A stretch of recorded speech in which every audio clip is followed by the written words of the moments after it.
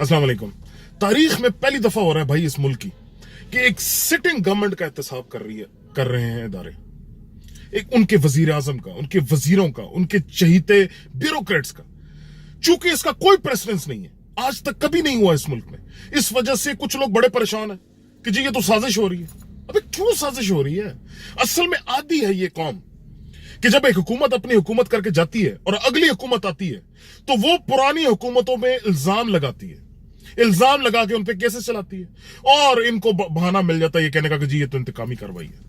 ओ भाई, ये पहली दफा हो रहा है कि सिटिंग गवर्नमेंट को इनकी अपनी हुकूमत है और अपनी हुकूमत है और इदारे इनसे सवाल पूछ रहे हैं कि बताओ, अरबों रुपया तुम्हें मिला इस अवाम का अमानत के तौर पे, तुम्हें इस चीज का हक दिया कि तुम इस कौम की बेहतरी के लिए फैसले करो और तुमने ये किया।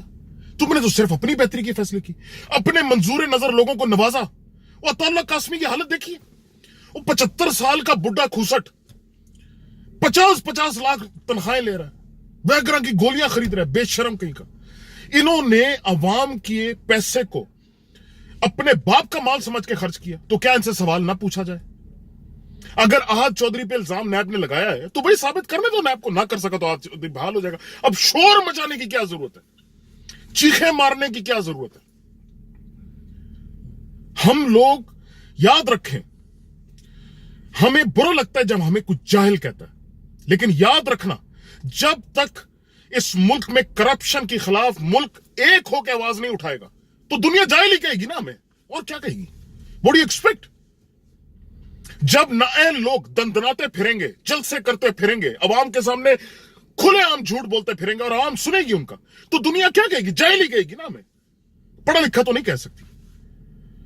किस मुंह से लोगों को बताओगे कि जी मेरी पार्टी का जो कायद है वो एक नाअहल तरीन शख्स है जिसको अदालतों ने एक व्हाट्सएप ग्रुप का जो एडमिन बनने की भी इजाजत नहीं दी, लेकिन वो तुम लोगों का कायद है? तो अगर अब तुम्हें इस बात पे शर्म नहीं आएगी तो दुनिया जाहिल ही कहेगी ना। भैया याद रख लो, तालीम से ही किसी माशरे को जांचा जाता है, इवैल्यूएट किया जाता है, रोडों और पुलों से नहीं किया जाता। तालीम अगर होगी तो ये रोड, पुल, मेट्रो, ऑरेंज लाइन ये खुद ब खुद आ जाती है।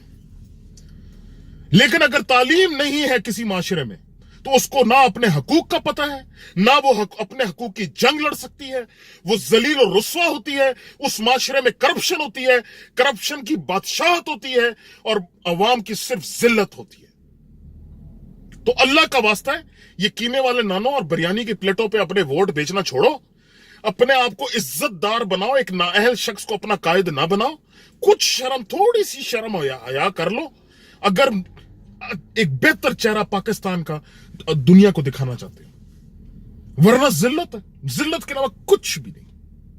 आजमा के देख लो। पाकिस्तान जिंदाबाद।